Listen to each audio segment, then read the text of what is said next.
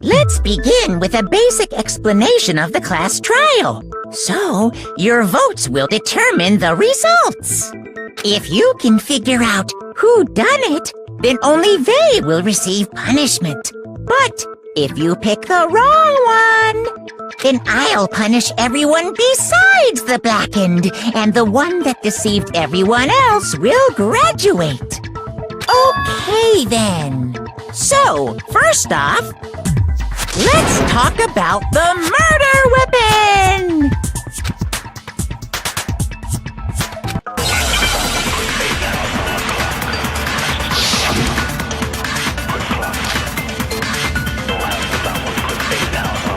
Chihiro's fatal injury. It appears it was a head wound. According to the Monokuma file, the killer used a blunt instrument. But what kind of blunt instrument could it have been? I bet it was an iron pipe. Interesting. That certainly would make for a powerful weapon. Like Chihiro.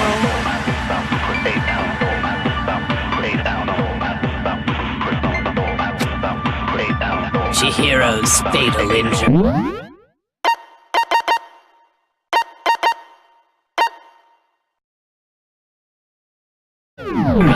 It appears it was... According to the Monokuma file, what kind of blunt... I bet it was an iron pipe.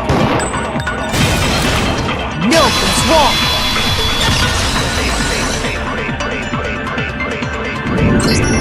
Can we agree that the object that dealt the fatal blow was the dumbbell, found at the scene of the crime? It was covered in blood, and there was nothing else at the scene that could have caused that kind of injury. And the wound on the victim's head is consistent with the shape of the dumbbell. As far as I'm concerned, there's no mistake and no room for doubt on this one. You looked at her head wound? Yay! That's so creepy! If you don't mind, I will proceed from here.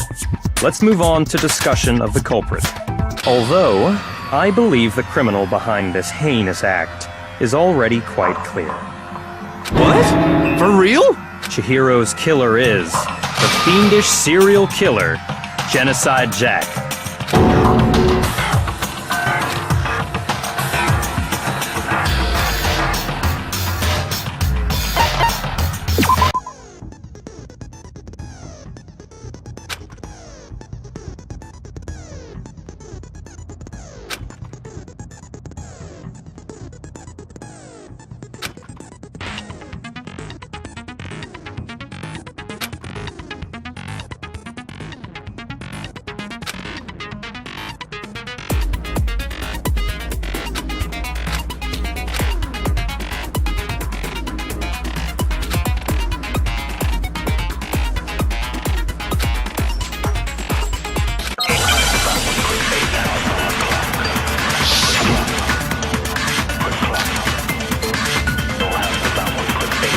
The culprit is Genocide Jack. I'm sure. Case closed, as far as I'm concerned. But that's impossible! Why? What makes it impossible? Well, I mean, come on! There's just no proof for it! Hey, so, speaking of Genocide Jack, I don't know who that is!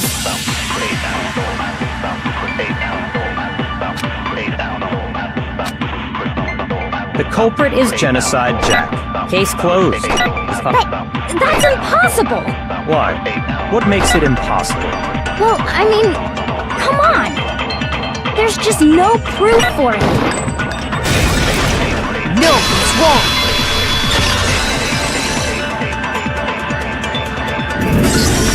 I might know one reason he could be involved. What?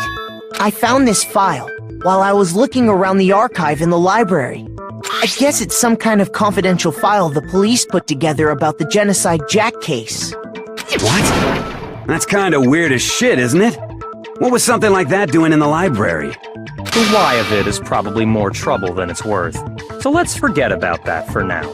More importantly, it outlines all the specifics of every Genocide Jack case in exceeding detail. According to the file, there appear to be 2 defining characteristics in every Genocide Jack case. The first is that a bloody message is found written at the scene of every murder. Oh, that's right. Boob lust. No. It's actually bloodlust. But more important is the other characteristic, and it's something that has never been made public. Never made public? What the hell is it?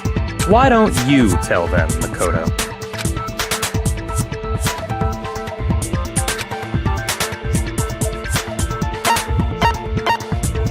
I got it! Apparently, in every Genocide Jack case, the killer suspends the body in a certain way.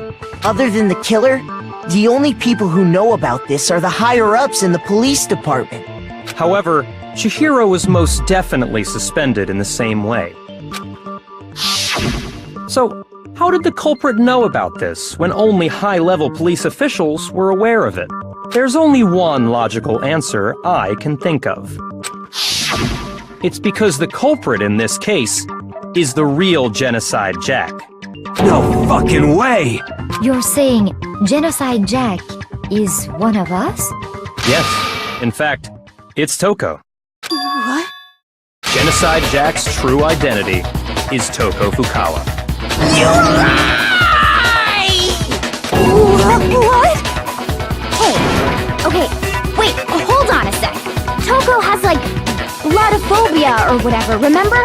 What kind of serial killer is afraid of blood? Is Toko Genocide Jack? The answer is yes and no. Another riddle. Man, why is this gotta be so complicated?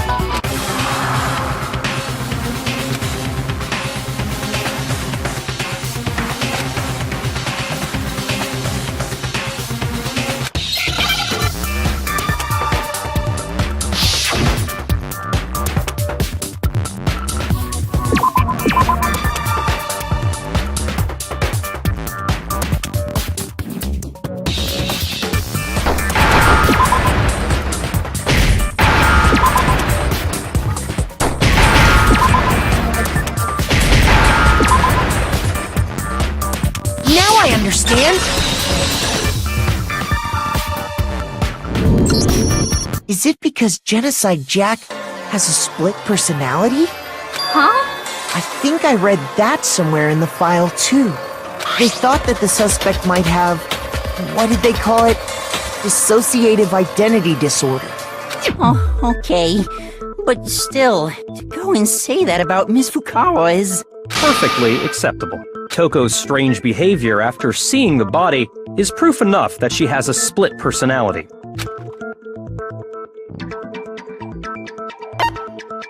I got it! You're talking about how she started acting totally different than usual, right? That's right. Think back. She fainted when she saw Chihiro's corpse, and then, when she woke up,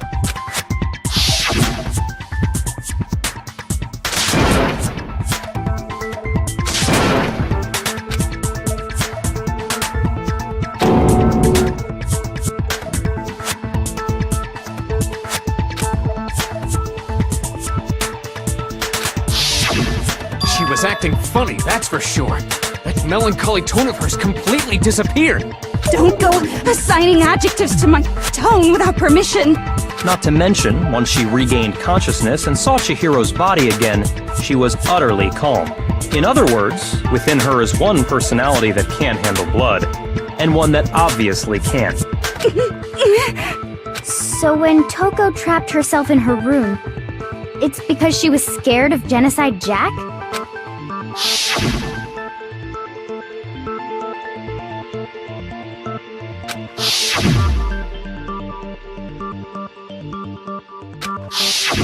The reason she locked herself in her room wasn't to keep other people from getting in. It was to keep her other personality from getting out. What? Toko was afraid. Afraid of the murderous fiend inside of her. Of killing even more people. How? Yeah. How can you know all this? I do believe you misunderstood her. What she's trying to say isn't, how can you know all this? No. What she wants to know is, how could you tell them? Huh? Last night, just before Monokuma gave his motive speech, Toko and I had a strange conversation. She told me a most interesting story. She said a murderous fiend lived within her, and she was afraid it could appear and attack at any time. And that trepidation is what's caused her to have such a bleak attitude. Isn't that right, Toko? This is all a lie. Right, Toko? You said you wouldn't tell anyone. What? You promised! I can't believe you lied! You have only yourself to blame. You came to me with your tragic little story. I didn't ask you to. This is the real world, not some romantic fantasy fairy tale. Besides, you broke your promise first. You said that as long as you were here, no matter what, you wouldn't let Genocide Jack kill anyone. But in spite of that promise,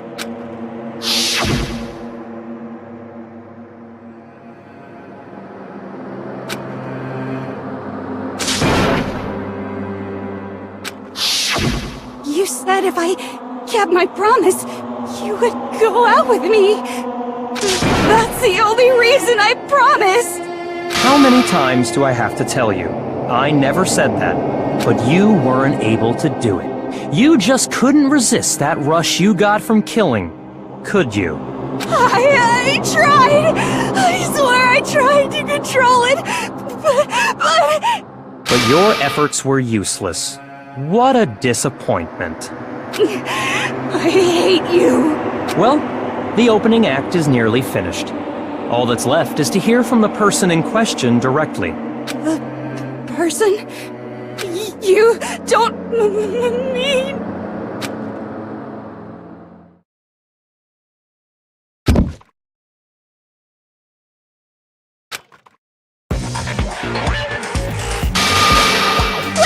Hello there! Is it me you were hoping to see? Yes! What the heck? So you figured it out, huh? Well, whatever. What are you gonna do? I'm the ultimate murderous fiend, Genocide Jack! Or better yet, let's go with Genocide Jill! What the fuck is this? Toko, what happened to you? Not Toko! That's a loser name! And what happened is a textbook split personality! So what if one of them happens to be a serial killer? You should turn a blind eye to one's faults.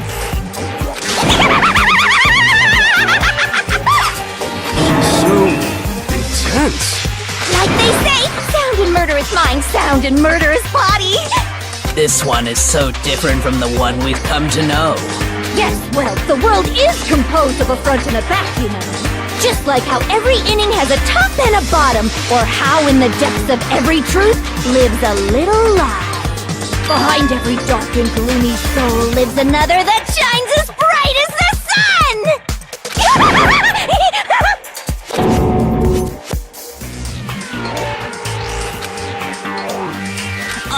Miss Jack, Jill, can I ask you a question? What's up? Some of us think you might be the mastermind behind our entire situation. What are your thoughts on that? Well, I'll tell you! I am the mastermind of all masterminds! Just kidding! Then it's not true? Of course it's not true! How dare you try to link me to that creepazoid? And another thing, the police and government and society in the outside world are totally powerless! I mean, they just let this idiotic bloodthirsty maniac go buck wild all over town! Sure, I'm a bloodthirsty maniac, but life is pain, right? To live is to hurt other people.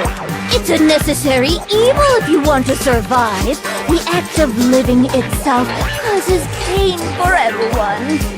Just kidding again! This should be enough to convince you. This murderous fiend is responsible for Chihiro's death. There's clearly a motive, so there should be no doubt. A motive? Remember what Monokuma told us? If someone didn't murder and graduate within 24 hours, an embarrassing memory or secret would be revealed. Well, let's assume that Toko's secret was about Genocide Jack. If a secret like that came to light, Toko's life would have undoubtedly been forever ruined. So she had a very clear motive to never have that side of herself exposed. Interesting. Very, very, very interesting. But sorry, as much as I hate to admit it, I'm not the culprit.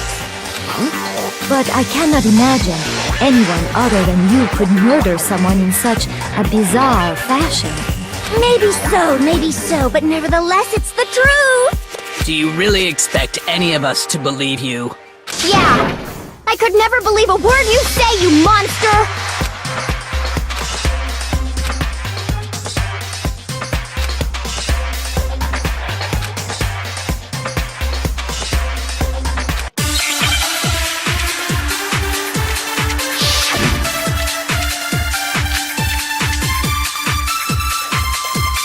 But I didn't kill anyone! You say that, but do you really expect any of us to believe it? Perhaps if you had an alibi, that would change things. Oh, an alibi, huh? Now we're talking! When you compare your past murders to this incident, the modus operandi matches completely. No, that's wrong!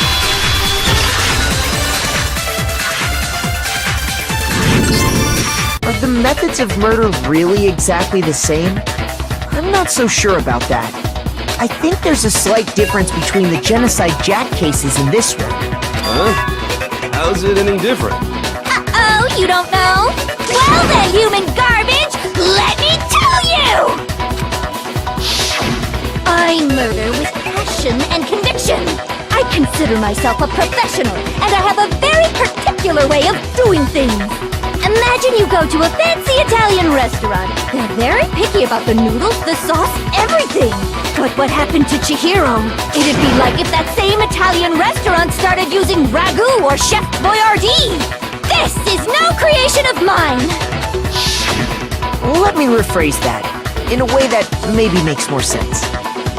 There are two clear differences between the Genocide Jack cases and this one.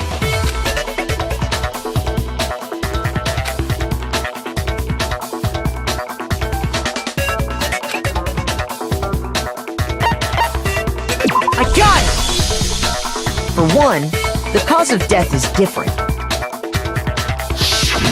In the Genocide Jack murders, all the victims were killed the same way. According to the case file, they were all apparently killed with a pair of scissors. But Chihiro died from a blow to the head, right? Ah, yes. That is remarkably different from the other murders. Wouldn't it be strange for someone who kills the same way without fail to suddenly change their method? And there's more. One more conflicting detail. That's right! In my recipe of murder, if the bloody message is the tortellini, then the arrangement of the body would be the pesto sauce!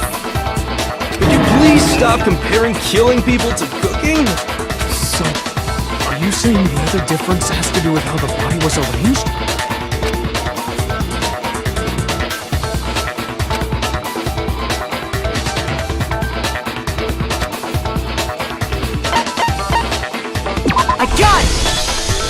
Do you remember what the killer used to suspend her? They used some kind of rope to hang her up by her wrists. What is your point? Well, in all the previous Genocide Jack cases, something else was used to suspend them. Specifically, pairs of razor-sharp scissors. And guess what? I used my own specially designed scissors for the murders and the arrangement! Like I said, I'm a professional, so naturally I'm very picky about the tools I use. And you know what else? Big Mac said there's two differences, but he's wrong! Big Mac? Are you referring to me? Listen up, Big Mac! There's actually one more difference! Huh? My word, you really didn't notice? Take a look at who the victims were in each Genocide Jack case! There's There's a pattern there, just waiting to be discovered. A pattern? Figure that out, and it'll be plain as death why I couldn't have possibly killed that little lolly girl.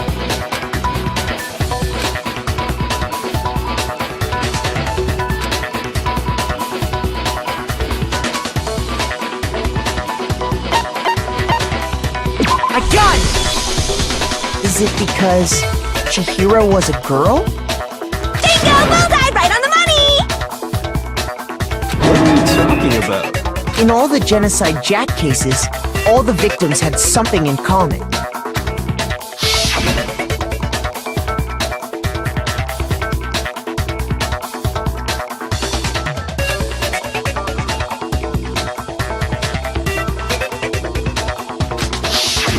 They were all guys? That's right! The people I killed with such passion and conviction are all adorable little men! I can't believe I said it! I'm so embarrassed! The hell is wrong with you? I can't help it! I'm just a full-throttle boy-on-boy fangirl, and the mopey side of me just hates it. But now I'm on the fast track to becoming a full-fledged man-madam! So, since Chihiro was a girl and not an adorable little man, you wouldn't kill her? Would an Italian chef suddenly start making ramen just because they're both noodles? Don't be stupid. I have too much passion and conviction to cross that line. That's the absolute reality of the one and only. We get it. You've clearly explained your hobby and your philosophy. But that's not all there is to it. It's a different matter entirely, when you're forced to kill in order to survive. Quiet, lowly cur! Lowly? Cur?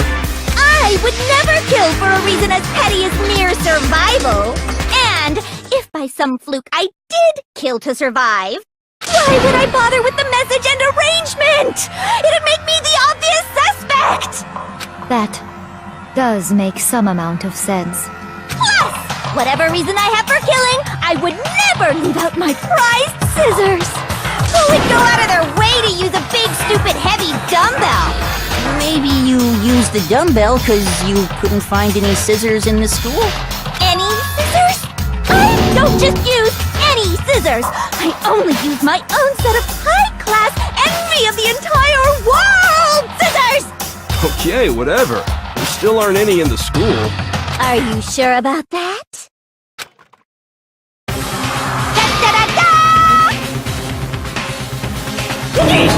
She's fully equipped! That's right! So I can kill anywhere, anytime! Why would I resort to dumbbells or rope when I have my trusty scissors by my side? Go ahead, tell me I'm wrong! You can't, can you? Gutter dogs, all of you! Not to mention, I have no clue how to tie a good knot! The rope's totally out of the question anyway! I have no idea what's going on anymore! Could such a heinous villain really be innocent? But the body really was suspended, right? And nobody but the police knew about that. Yeah! That's why we figured it had to be the real deal, and not some copycat killer or whatever.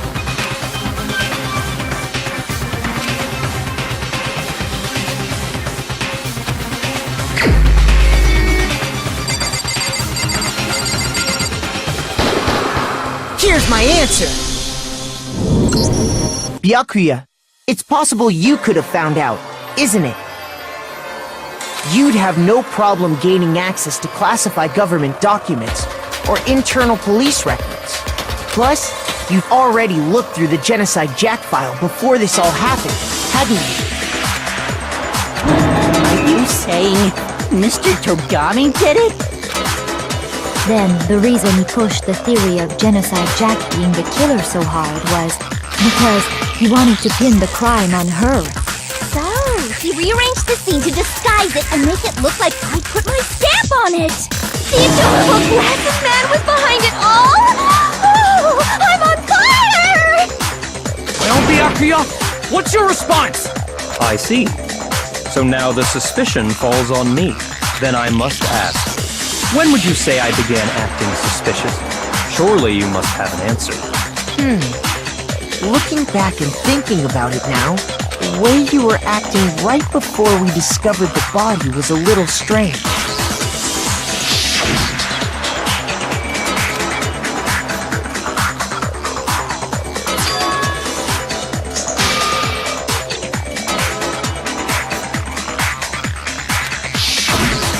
wanted to go to the girls' locker room right away, right? But since you're a guy... I should have naturally thought of the boys' locker room first. Is that what you want to say? The victim was Chihiro, a girl. Hence why I said we should check the girls' locker room. Nothing strange about that, I'd say. On the contrary, there's something very strange. Okay then, what's so strange about it? Go ahead, share with the rest of the class.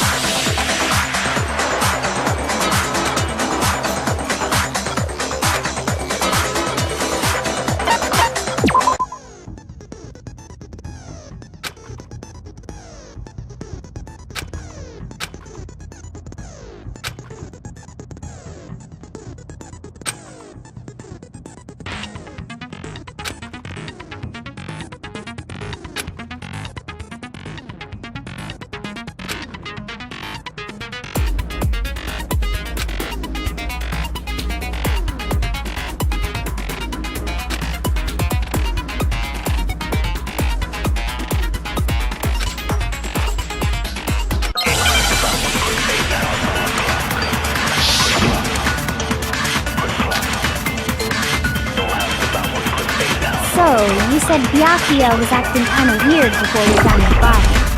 But he was acting weird... how? If you're presented with the opportunity to check out the girls' locker room... You absolutely take it! That's a natural reaction for any guy! The victim was Chihiro, who was a girl. No, that's wrong!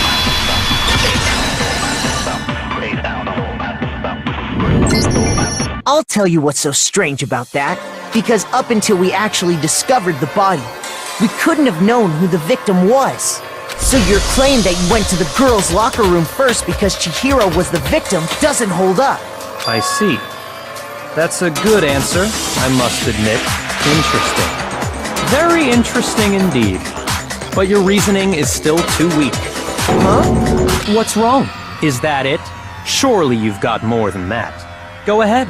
Show us.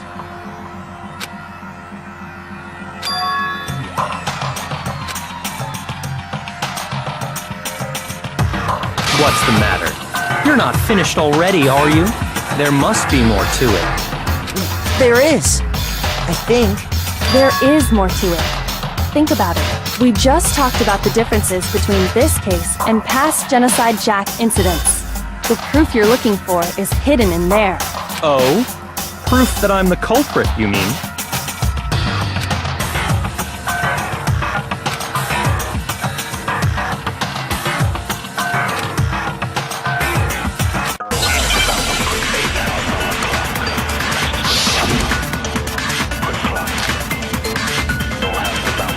What? The difference between the cases? You want me to explain it again? When I want to kill, I use my very own special scissors. And I use those same scissors to arrange the body. But Chihiro was suspended with... it was some kind of rope. Was it not? That's right! It absolutely was! Then there must be something very fishy indeed about that rope. Hey, Byakuya, where'd you get it from, huh? I'd never seen that rope before in my life. No, that's wrong!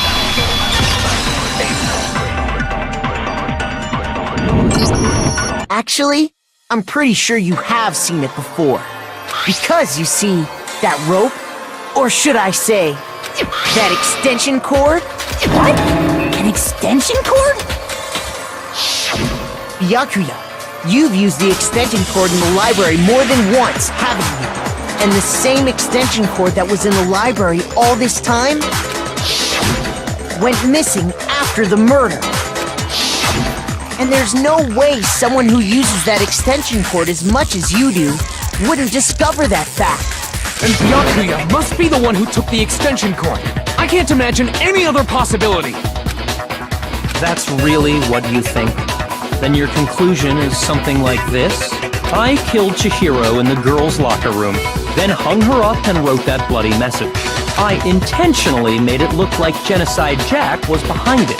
Is that about right?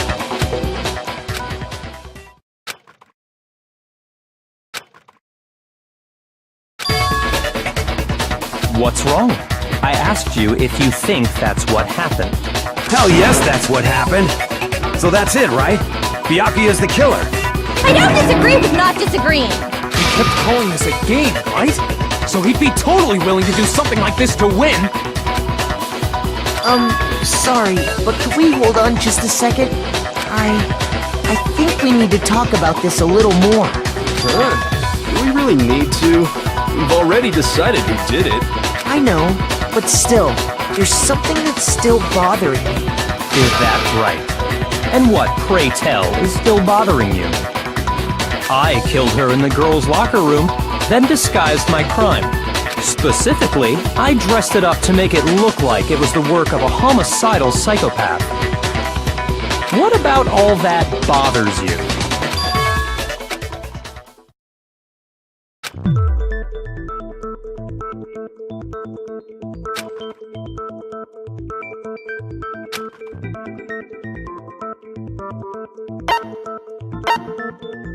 I got it! You say you killed Chihiro in the girls' locker room, right? But are you sure about that? Isn't it possible that the murder took place somewhere else? How disappointing. What kind of question is that? Even in the world of disappointments, this is a true letdown. She was found dead in the girls' locker room. There is absolutely no question about that. How could the scene of the crime have been anywhere else? Well, I think it's entirely possible that she was killed somewhere else, then carried there later, along with the rest of the murder scene. The rest of the murder scene? That was awfully specific. Please tell me you have a reason for saying all of that.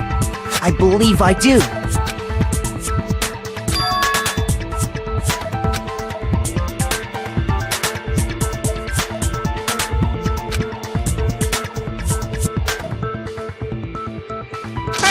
Don't just move on without permission!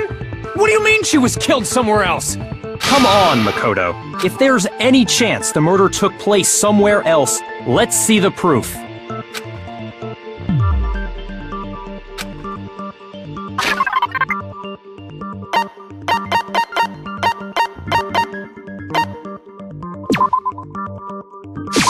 I got it! The proof that she was killed somewhere else is the poster that's hanging in each locker room. Your proof is some posters? The poster in the girls' locker room was a picture of a big-boobed supermodel. But don't you think that's kind of strange? Why would the girls' locker room have a poster like that? I bet those massive jugs of hers were totally fake! Meanwhile, the boys' locker room had a poster of the super popular boy band Tornado. Again, that doesn't really seem to belong in a boys' locker room. So you're saying that maybe the posters were switched? And there's one other thing I noticed about the locker rooms. You know what I'm talking about, right, Sakura? You're referring to my protein coffee, aren't you? Protein coffee? While I was in the girls' locker room earlier, I spilled some protein coffee on the carpet. But I noticed that after the murder, the stain had been totally scrubbed away.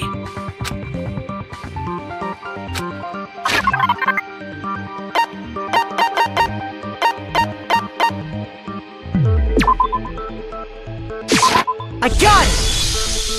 The stain on the girls' locker room carpet wasn't scrubbed away. In fact, I found it on the boys' locker room carpet. That's definitely the stain from my protein coffee. Then, does that mean that the carpets were switched too? But why would anyone do that? To move the murder scene from one locker room to the other. It's certainly plausible, don't you think? What? In other words, in order to completely swap the scene of the crime, the blood-stained poster and carpet were moved along with the dead body. By doing this, the killer was able to change the entire room where the murder took place. I can certainly follow your reasoning, but why would the culprit bother doing that? Huh? Why would they go through all that trouble of switching the scene of the crime? Actually, an even bigger question. If the murder did take place in the boys' locker room, then how did Chihiro get in the boys' locker room in the first place? To get into the locker rooms, you have to swipe your e-handbook across the card reader device. But Chihiro's handbook should have only allowed her access to the girls' locker room. She had no way to get into the boys' locker room to begin with. No, she did have a way, and I can tell you what it was. I highly doubt that. Shut up! I'm telling you, I know how she could have done it.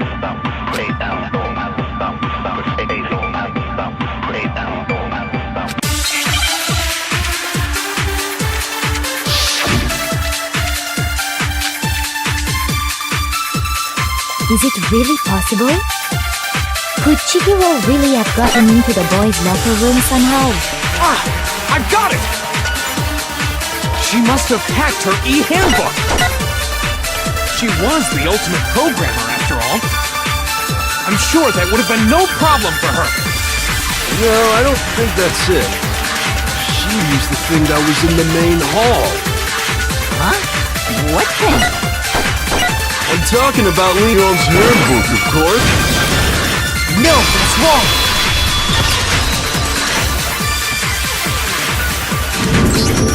No, I don't think Chihiro used Leon's handbook. Why not? Because Leon's handbook was broken. Oh. Well, then, yeah, I guess that'd be pretty impossible, huh? I am struck silent by how quickly you gave up. Plus, isn't there a regulation against using someone else's handbook? Actually, the rule states that loaning your handbook is prohibited. It says nothing about borrowing one. In other words, you could borrow a dead person's handbook all you want, and you'd be safe. Yup, yup, yup!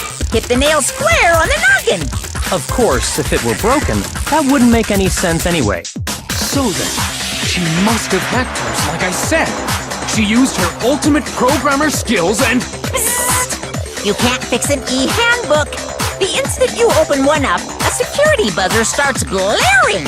So, if she didn't use Leon's handbook, and she didn't modify her own handbook... Maybe Mr. Naegi's initial assumption is just... wrong? It seems like there's no way she could have got into the boys' locker room. So I guess so. Okay then, I vote for Byakuya!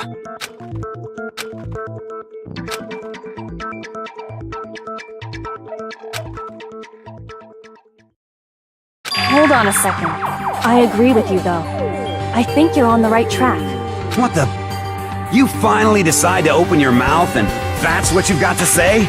There's no way she could get in the boys' locker room, right? So... Why are you so sure she couldn't get in? There's still one other way she could have gained access. What? What are you talking about? What other way is there? Well, to explain that, why don't we take a little break from the trial?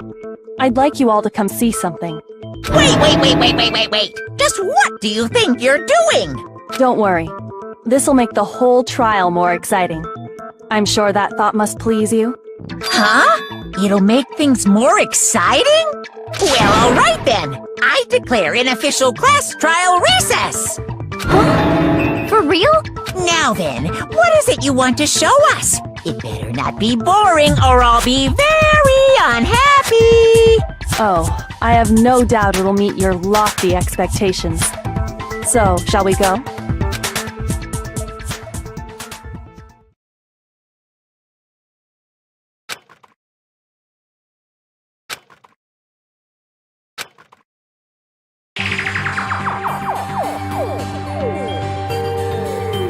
The girls' locker room?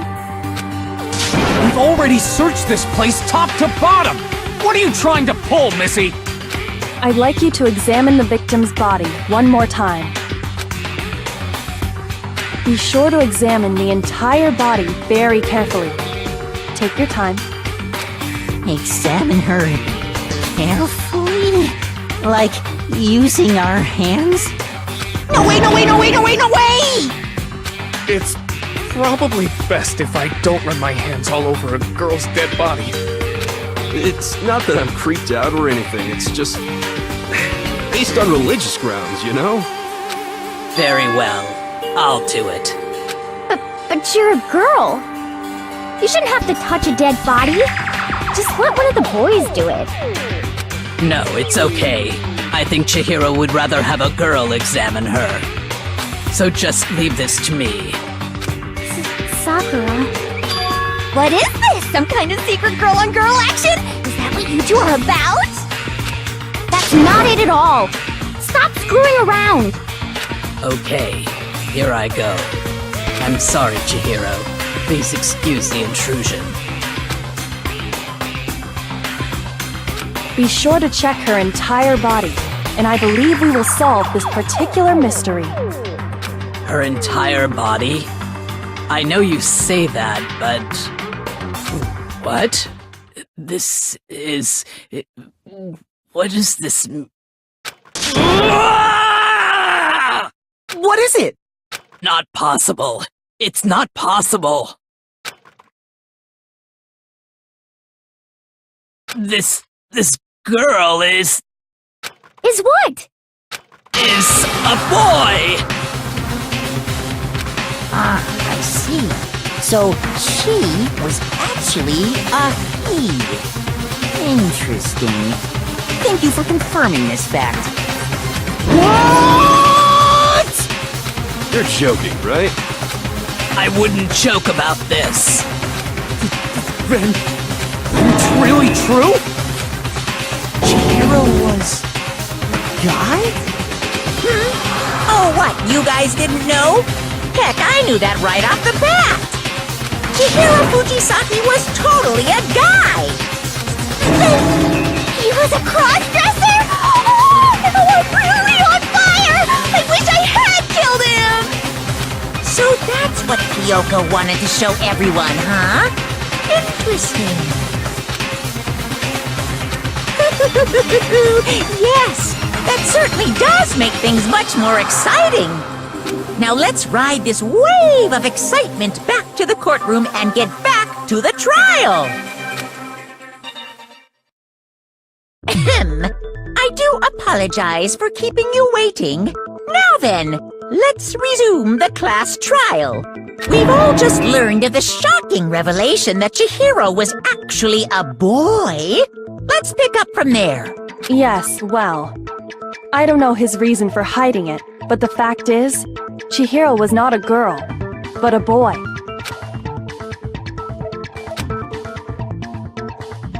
And because the victim was male, he would have had no problem gaining access to the boys' locker room.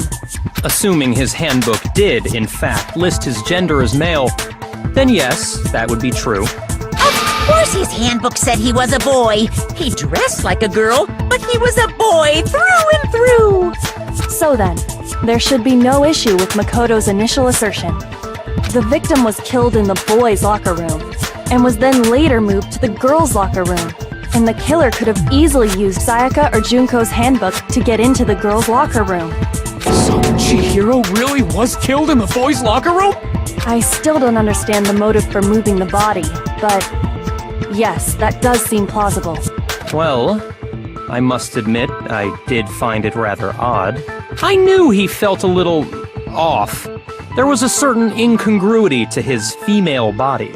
This is the most titillating situation! So now everything has been connected. All the mysteries have finally become clear. Okay, well, connected or clear or whatever. We still think you're the killer, remember? Very interesting. This has become very interesting indeed. Ah, he's off in his own little world. What about you, Makoto? After everything we've learned, do you still think Byakuya's the killer? Well, without a doubt, Byakuya is the one that made Chihiro's death look like Genocide Jack did it. But I think he might not actually be the killer after all. What? But aren't you the one who accused him in the first place? He just seems to be too easygoing about all this. Like he's enjoying us solving the mystery. The way he's acting, it makes it seem like it doesn't have anything to do with him. And you think that might be because it doesn't have anything to do with him? Plus, the evidence he left behind was a little too... how can I put it?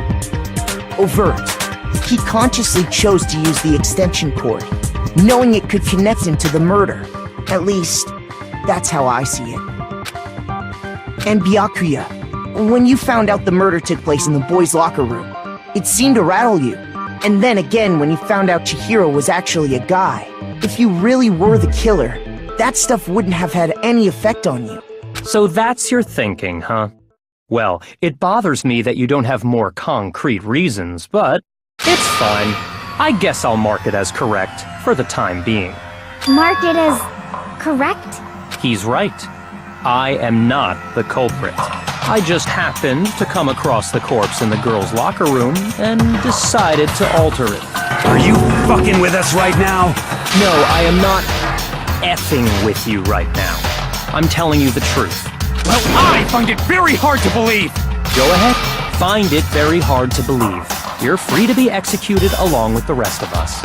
If you're really telling the truth, then why?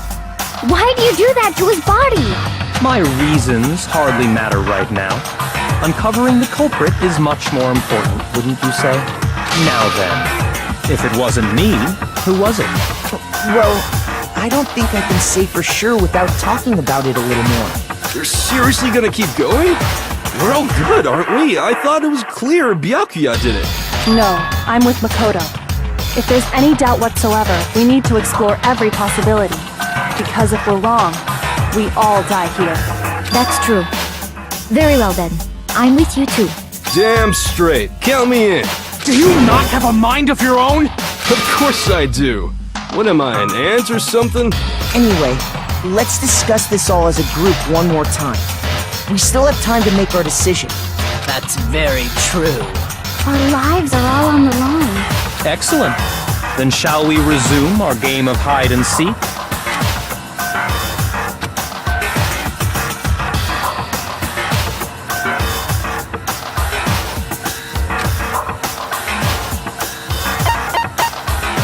I got it!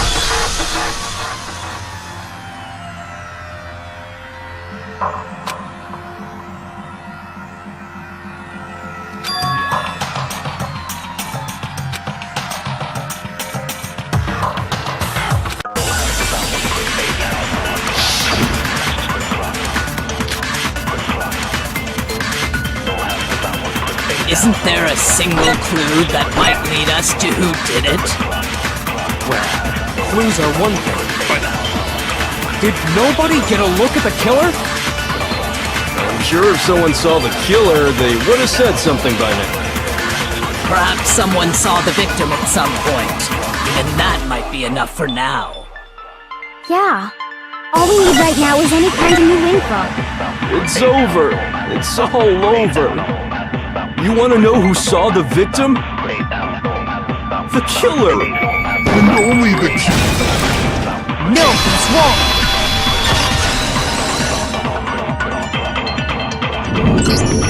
I believe someone else did see the victim before he was murdered. What do you think, Celeste?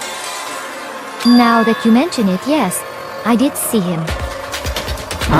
Really? Oh, but I suppose only Makoto knows about this. The rest of you had no idea, did you? That is why you're all making such ugly noises.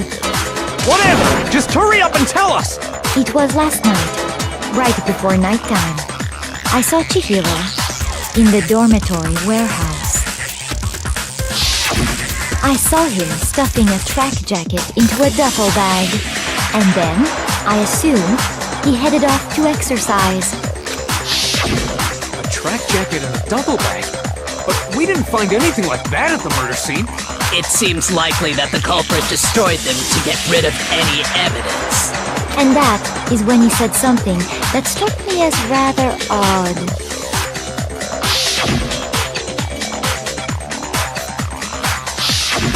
Chihiro told me he was in a hurry, but why would he be in a hurry? Only if someone were waiting for him, I should think. So, Mr. Fujisaki was on his way to meet with someone, and then they were going to work out together? But Hina and I had invited him to exercise with us plenty of times, and he always declined. Probably because he was afraid you'd find out the secret he was hiding, right? Which means that conversely, he must have trusted whoever he was meeting with very much. Enough so that he was willing to risk his secret being revealed. Woohoo! What a marvelous friendship! The point is, whoever he met up with is the culprit, right? So we just gotta figure out who it was. But knowing what we know, I can't even guess. No, you already have what you need to make the connection. Huh? You know who the killer is. Seriously? Who is it? Who's the killer? Think back to the track jacket and duffel bag the killer disposed of. Focus on the details of these items, and it should become obvious who was waiting for him. Are you sure about that? You really think we can figure out who did it based on 2 pieces of evidence that we don't have? What? You want to track down some fingerprints or something? Even if we had the equipment for that, we wouldn't know how to use it. As was noted, the evidence is already gone. There's nothing to get fingerprints from. Maybe, but we can make certain inferences if we just take the time to talk it out. Easy for you to say, but fine. Celeste, did you notice anything special about the bag or jacket? The bag was just a normal duffel bag from the warehouse. All the bags in there are the same, so I can't imagine what would make that one special. Well, if I remember right, there was a decent variety of tracksuits to choose from. Do you think there might be some connection between the culprit and Chihiro's jacket? Perhaps. Let's explore that and talk a bit more about the jacket he took.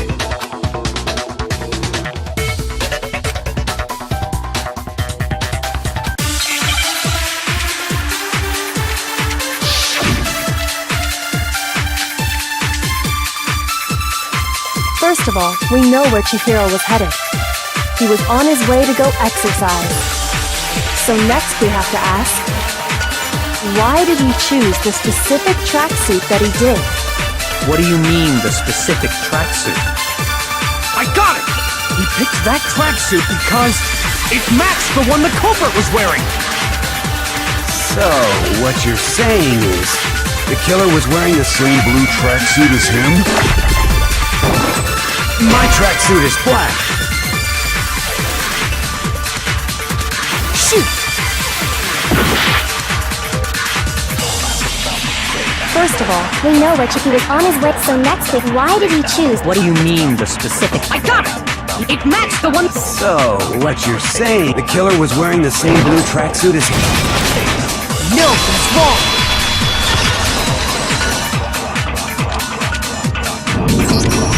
Hold on a second, Mondo. What did you just say? Huh? What'd I say? When Celeste testified a few minutes ago, she said...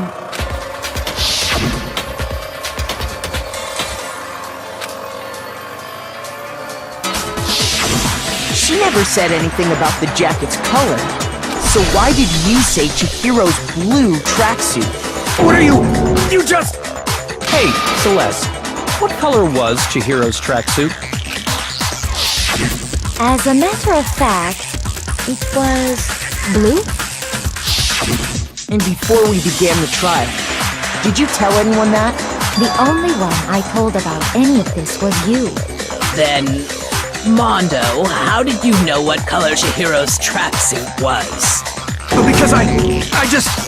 I'm sure he saw the clothes at some point in the investigation. No, that can't be it. The bag and clothes were surely disposed of by the time we began our investigation. Then the only reason he could have known what color the tracksuit was is if he saw Cherry with it before he died! That's the only possibility! Cherry? Are you talking about Chihiro? So, how about it? Did you see the tracksuit or didn't you? Just by chance. I just happened to see it last night. He walked past me, and he was carrying the tracksuit in his hands. No, that can't be it either. According to Celeste's testimony...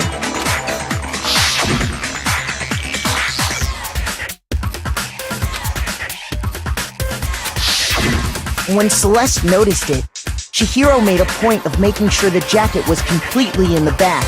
If you just ran into him briefly, you couldn't possibly have seen what color the tracksuit was. Yeah. It would appear you dug your own grave. Perhaps. But you handed him the shovel, didn't you? That's why you said what you did. Focus on the tracksuit and it'll be obvious who he met with? What a bunch of nonsense. Ah, now I understand. It was all one big bluff, wasn't it? Your true intention was to draw a slip of the tongue from the culprit. That's why you said you knew who did it, to put them on edge. That's right. However, Mondo was my target all along. I had my suspicions about him from the very beginning. But why? What made you so suspicious? That's a good question. There was a certain turning point that tipped me off. Maybe you didn't notice it, Mondo, but you tend to refer to men and women differently. You only call guys dude. For girls, it's chick. And after he was killed, you happened to refer to him as dude. Once I picked up on that, it occurred to me that Mondo knew something we didn't. You notice such a tiny detail? Are you a witch? She's a witch! You're positively frightful! No, I'm not the frightful one. Not nearly as frightful as someone capable of murdering a friend. Mondo, was it really you? Did you really kill Chihiro? I didn't kill anyone! You've been all over me, judging everything I say, putting words in my mouth. What gives you the right to treat me like a goddamn criminal? Yeah! He would never do something like that! This is a false accusation! It's true. My reasoning on that is pretty shaky. That was fast. Well, this does present us with a problem. It seems we are all out of leads. My time has nearly come. That's what my little ghost friend is telling me. Oh yeah, that reminds me. Hifumi, weren't you telling me you found some evidence? Really? What kind of evidence? Actually, now that I'm thinking about it here calmly, it might not be all that relevant. Jeez, does your confidence just get up and walk away? It's fine, man. Just tell us. If you really insist, then... here it is. What do you have there? It happens to be an e-handbook. I found it laying on the ground, so I scooped it up. I got it! We know Chihiro's handbook was missing from the scene of the crime, right? For a fact. For a fact indeed. I was totally sure I'd found it. Then it must hold some clue about the culprit, right? Well, that's what I was hoping. But it's busted. It won't even turn on. I imagine the culprit broke it to get rid of any evidence after the murder. That's odd. I didn't think the handbooks were quite so fragile. You're right. They're not. They're totally waterproof and shock resistant. It would take an awful lot to break one. And yet, this one does appear to be broken, as is Leon's, sitting useless in the main hall. For all your confidence, that is a remarkably high failure rate. Do you think there might be some kind of mystery in there somewhere? How precisely did the handbooks get broken? I got it! You already told us before that the handbook has one weak point, didn't you? You remember that? Sure, maybe I let that slip, but I never told anyone what the weak point actually was. But if the handbook is supposed to never break, and two of them broke in quick succession, then... Then we can only assume that someone's figured out its weakness. You know what the weakness is, right, Monokuma? So, what is it? Huh? You're asking me? I think it's a necessary piece of information if you want this to be a fair trial. But if I tell you, and someone else decides to copy it, that would be very not good. Just tell us already! Why would we want to break our own handbooks? Oh well, I have a weakness for pushy demands. But you're sure you won't follow their example? Then allow me to make a special announcement. The weak point of my cutting-edge e-handbook is... when it's exposed to high temperatures for too long, it will suffer a meltdown and totally break! flippin' knew it! You knew it? Yeah, because I found the handbook laying on the floor of the sauna. The temperature in the sauna can reach over 200 degrees. Strange how you don't get burnt, huh? It's because as your sweat evaporates, it creates a cooling layer of air around your skin. If the hot air of the sauna were somehow pushed directly onto your skin, you'd definitely get fried. That layer of air would get blown away. That's why you may feel a burning when you move around. So when you're in a sauna, make sure to keep nice and still. Interesting. I learned one new fact today. That is a mere trifling speck of knowledge. Anyway, if you found the victim's handbook in the sauna, then the killer must have been purposely trying to raise its temperature in order to break it. Meaning the culprit somehow knew its weakness. But how'd they find out? Monokuma said he didn't tell anyone, right? Indeed.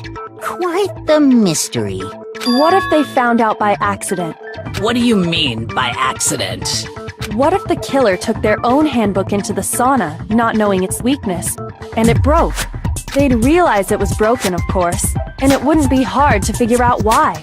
And once they had Chihiro's handbook, they knew they had an easy way to dispose of it. I won't say it's not possible, but who would have done something like that? I don't know of anyone who took their handbook into the sauna. I might know someone who did. Whoa! Seriously? I think the one who may have taken their handbook into the sauna was...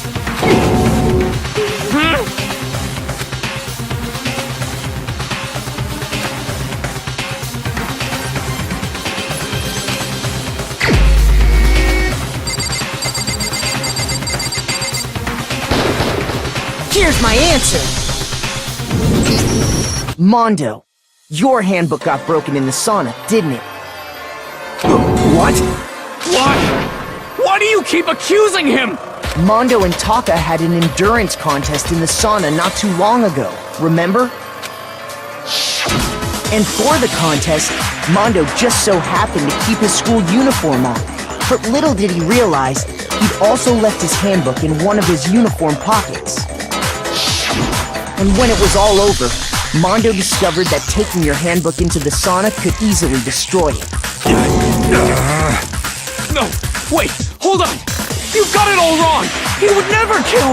I don't accept this! Show me the proof! The actual solid proof!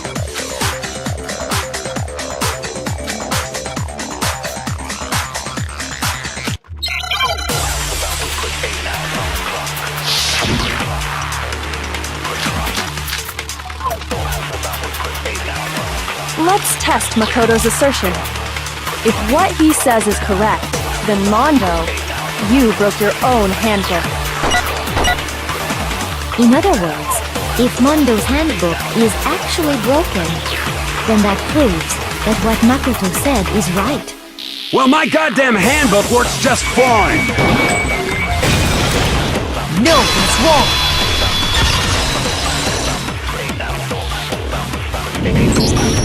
Mondo, the handbook you have right now, is it really yours? The fuck is that supposed to mean? The broken handbook that was in the main hall, isn't that one actually yours? What the heck are you talking about? What I mean is, I think Mondo swapped his handbook out for one that actually works. I think he took Leon's handbook and replaced it with his own. After all, Monokuma said himself that Leon's handbook never should have broken. That's right! The punishment it suffered wasn't nearly enough to destroy it. So then, the broken handbook in the main hall is actually Mondo's, which would mean that the handbook Mondo has right now is actually Leon's, yes? But doesn't that violate the school regulation that says loaning out your handbook is prohibited? Well, here's how I look at it. There is a rule about loaning your handbook to another student, but if they're dead, they're not a student. It's kind of a gray area, I admit. But no worries. If anything, it just makes things more interesting. As such, I decree that exchanging handbooks with a corpse is not a violation of the rules. Well, Mondo, if I'm wrong about this, you're welcome to say so. I'm happy to admit I made a mistake, but... Son of a bitch! What's wrong, bro? Come on! Tell him he's wrong! You are wrong! You have to be wrong! Everything you just said is wrong! You made it all up! Okay, then why don't we look back on this case one more time, from the beginning? That way, everything will become clear, and we'll all see if I was right or wrong.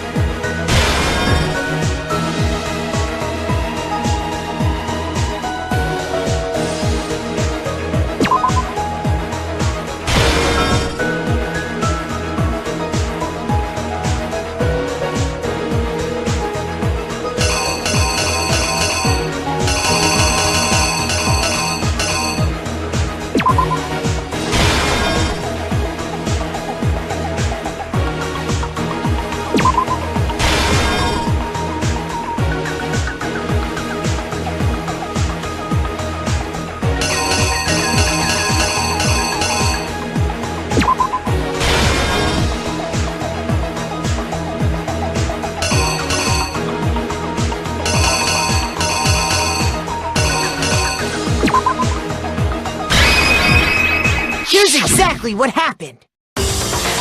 First, let's take a look back to before the incident. Last night, Celeste saw Chihiro in the warehouse, correct? At the time, she was apparently stuffing something into a duffel bag. That something was a blue tracksuit. You can confirm this, right, Celeste?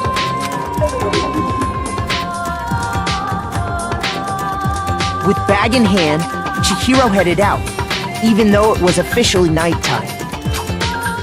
She made her way to the locker room, specifically the boys' locker room. But how could the victim, who was apparently a girl, access the boys' locker room? Simple, because she was really a he, which is why he was able to use his own e-handbook to gain entrance to the boys' locker room. Once inside, he met with someone there, and the person he met was the one who killed him. It seems likely that the killer grabbed the nearby dumbbell, approached the unsuspecting Chihiro, and attacked him. And that's where the bloodstains on the poster and carpeting in the boys' locker room came from.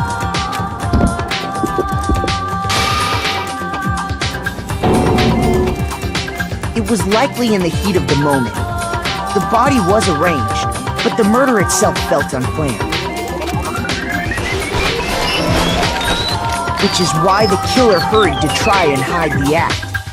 First, pulling up the bloodstained carpet, then removing the bloody poster, and finally carrying the corpse into the girls' locker room. A girl's handbook was necessary to get into the locker room, of course. But this alone doesn't prove that the killer was necessarily a girl. After all, Sayaka and Junko's handbooks had been placed in the main hall. Using one of those, a boy could get into the girls' locker room without much problem. And that's exactly how the killer did it.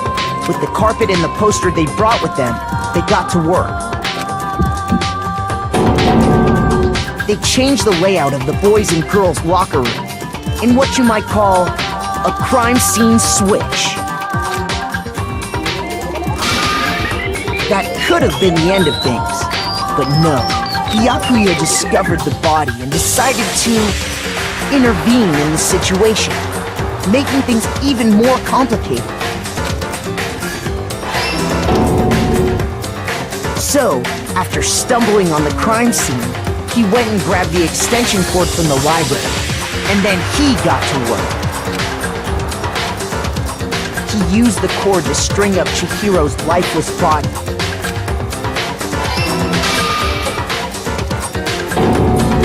Then, using the victim's own blood, he left a grisly message there at the scene of the crime. He wanted to create the illusion that Genocide Jack was responsible for the slaughter. And around the same time that Byakuya was putting together this facade, the killer, having already disposed of Chihiro's bag and other belongings, arrived at the sauna. There, they planned to destroy the last piece of evidence, Chihiro's handbook. And just as the killer expected, the steamy sauna was enough to ruin the electronic gadget. Somehow, the killer knew that the handbook couldn't stand up to the heat of the sauna. And the reason they knew that is because the sauna had already wrecked their own handbook. And that's how it all played out. Isn't that right, Mondo Arata?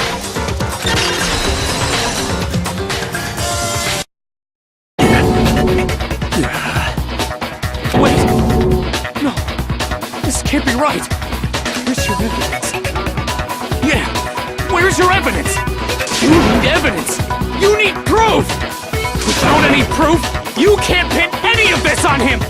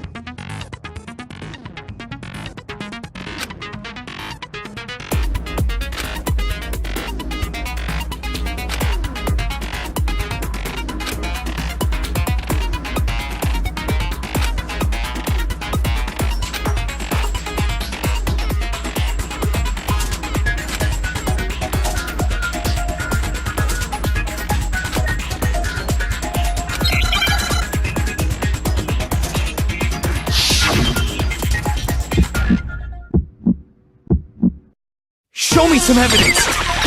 You're wrong! I won't listen! I refute you! False! Show me some evidence! I won't listen! False! I refuse to vote! Show me some evidence! You're wrong! I won't listen! I refute you! False! Show me some evidence! Show me some evidence! This should prove it!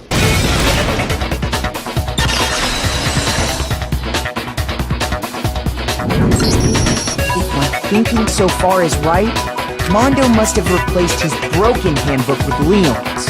In which case, we can just check each of our handbooks right now. Once we do that, we'll... You don't gotta do that. Huh? Yeah. I did it. I killed him.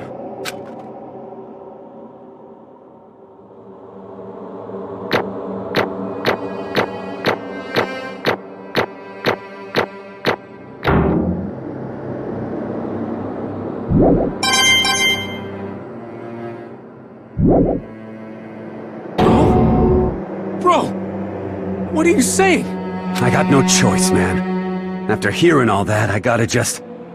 give up. Go ahead, Monokuma. Get it over with. Ask for the goddamn verdict. Roger that! Wait! Hold on! No waiting! No holding on! Time for the moment we've all been waiting for! Grab your lever and give it a yank! Who will you elect as the Blackened this time around? Will you make the right choice or the dreadfully wrong one? What's it gonna be? What's it gonna be?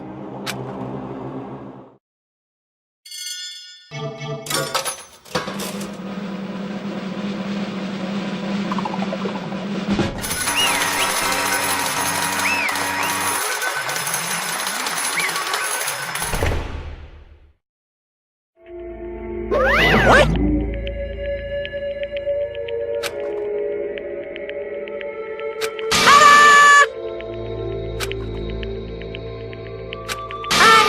Unbelievable.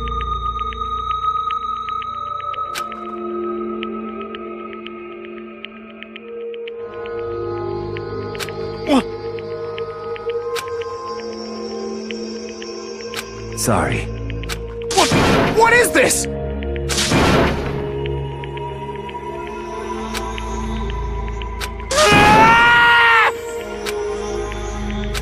Now then.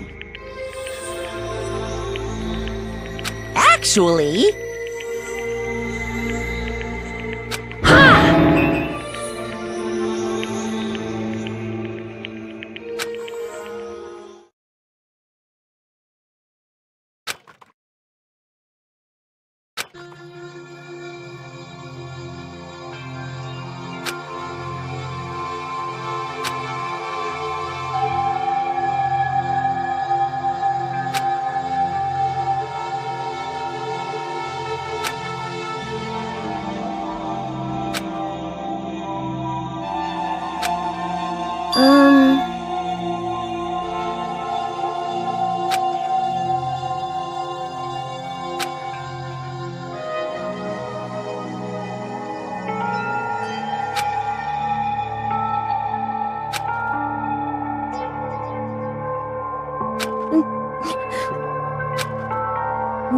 Weak.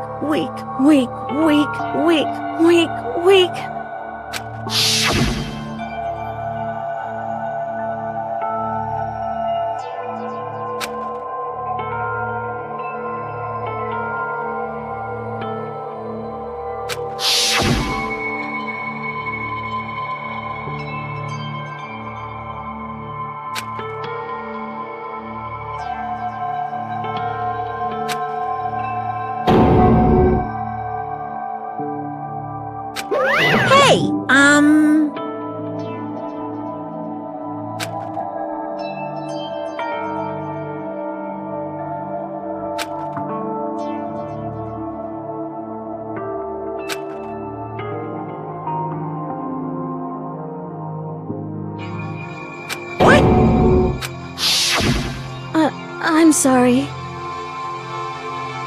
But...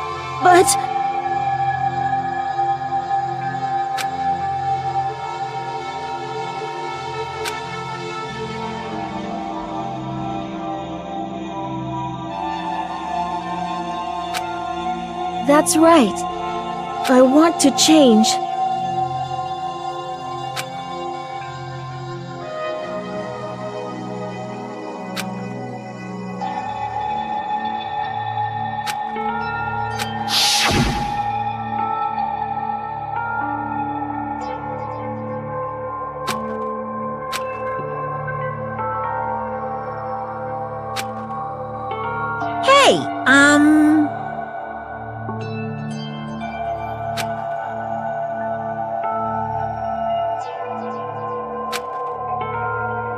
Yeah, that's right.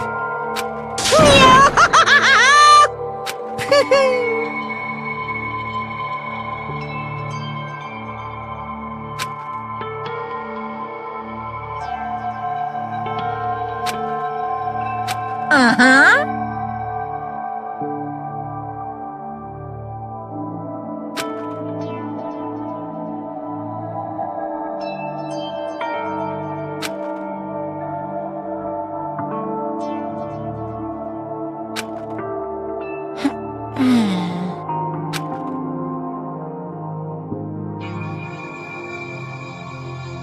Correct.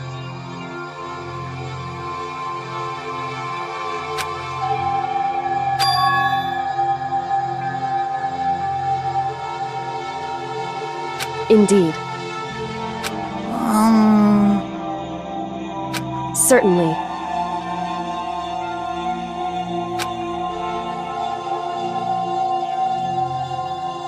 But...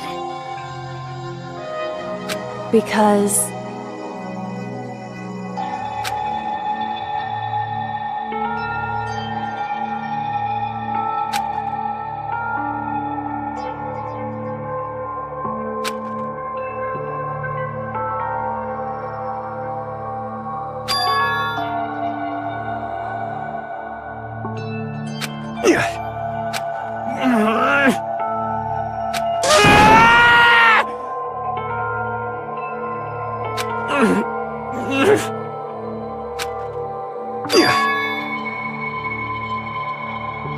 I knew it.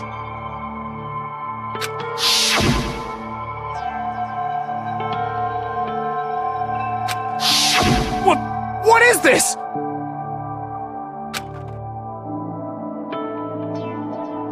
You're wrong! Don't make me repeat myself.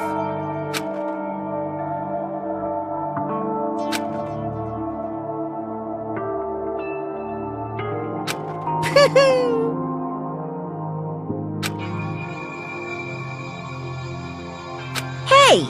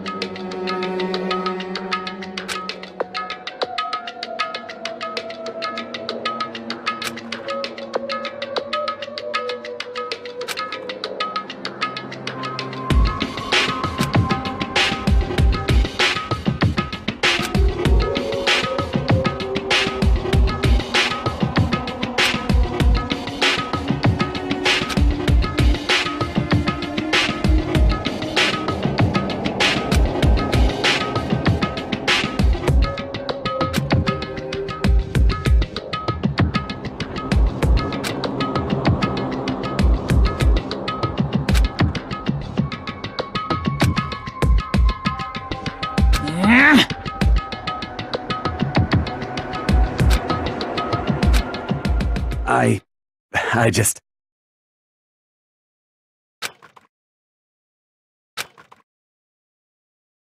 Don't fuck with me!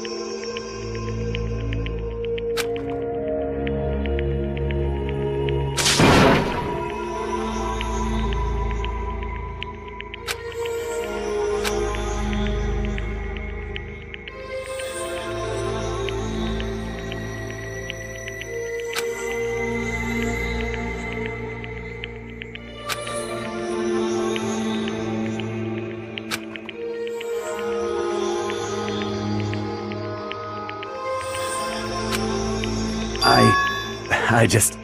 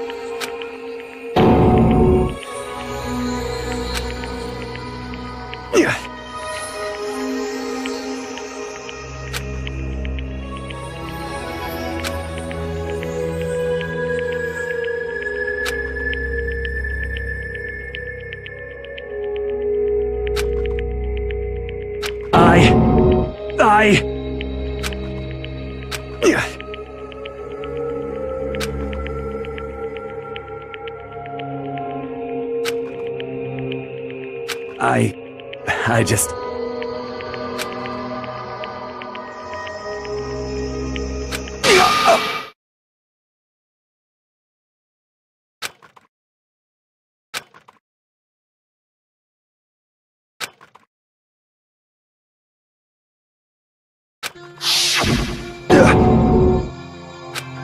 I'm sorry.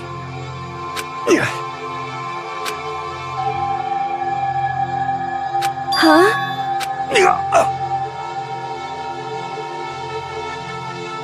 But I want to change.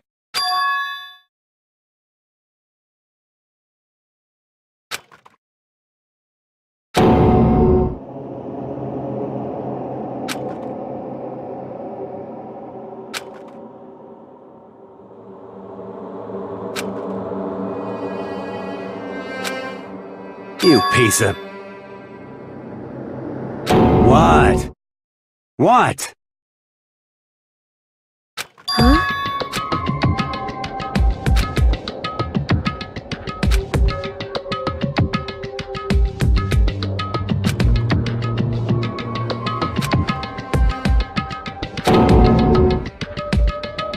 What? What? No!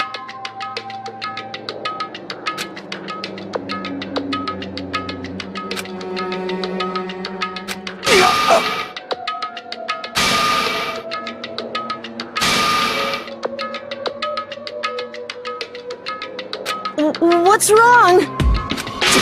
Damn you!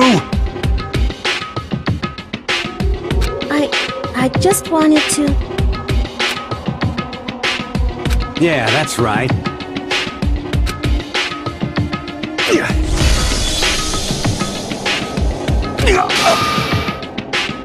You son of a bitch!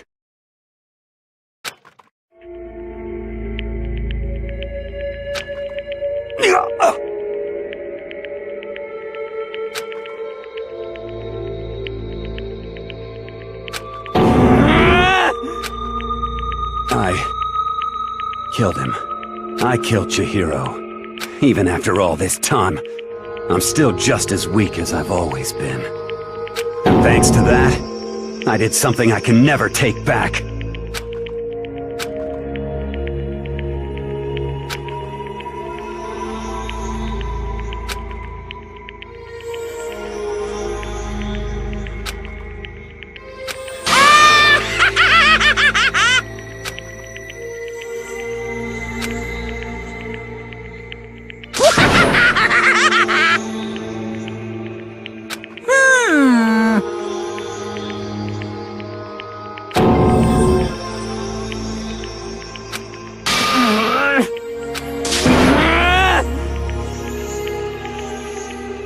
Yep.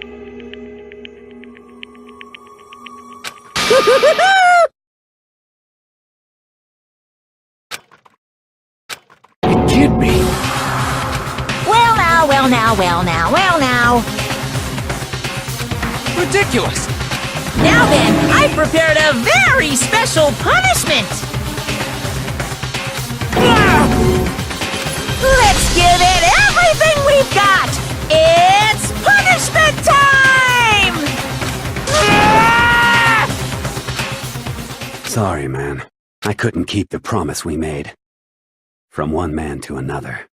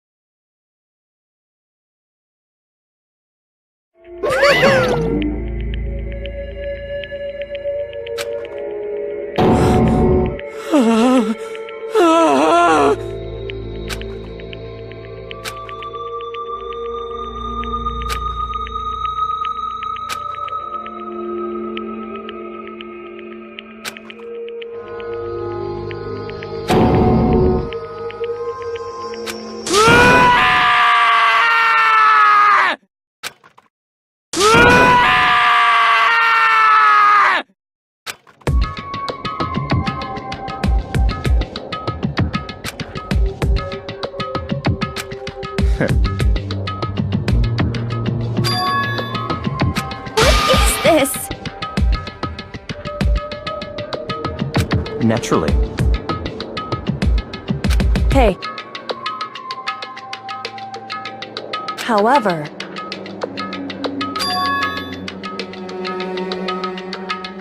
What?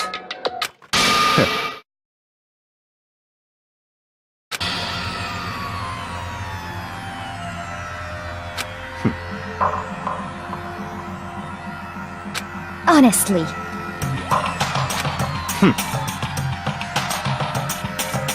There is nothing to be done.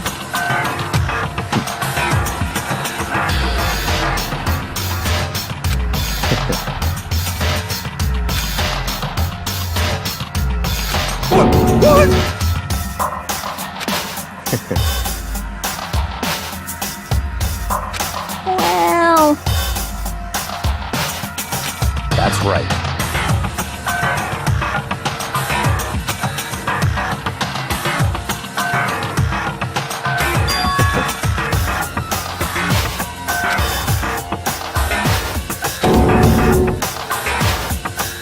I see.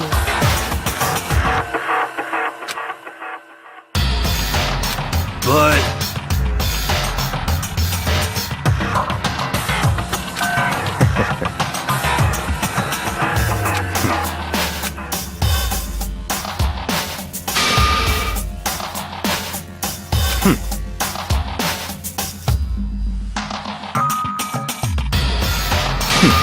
Interesting.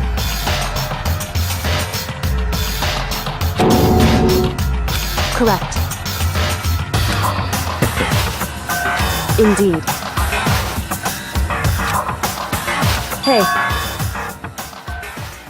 What's this? you...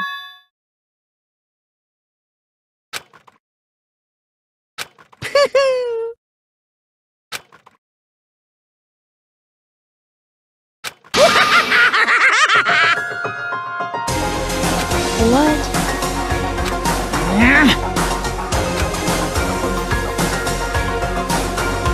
Damn.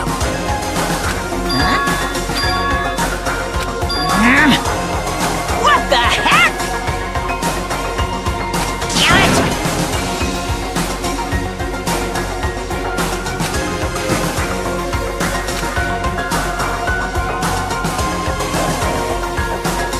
Ooh, how exciting!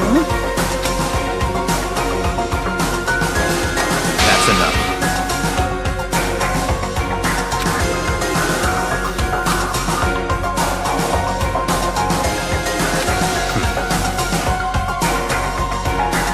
In the name of my family. You're getting all riled up!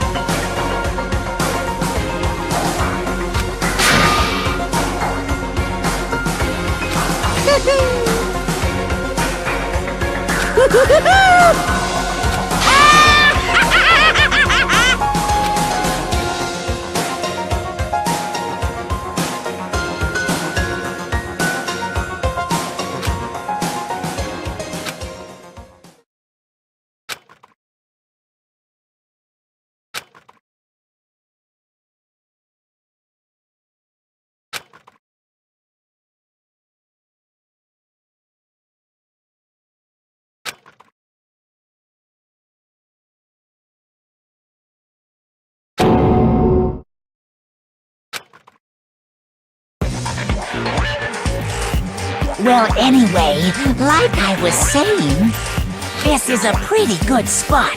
Yeah, a really good spot.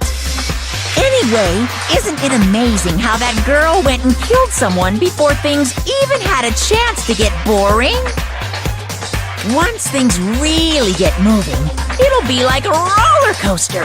There won't be any stopping it. Fear and despair charge forward at a speed nothing can hope to match. But I must admit, I'm disappointed. I went to all the pain and effort of making you part of the group, and you couldn't play your part. You do remember you were supposed to make the first move, right? Well, no biggie. Nothing we can do about it now. So just do your best to make things more exciting from now on, okay? After all, that's what everyone wants to see.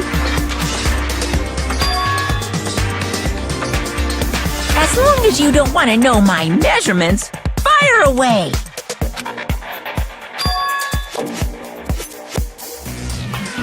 Ooh, my, you really took me by surprise there. I know I said you could ask anything, but... super denied, ultra denied, demonic denied! Because you see, that's my ace in the hole.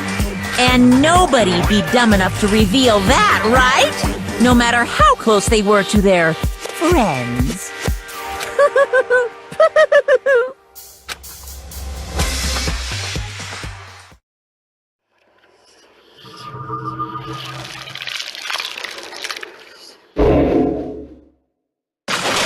You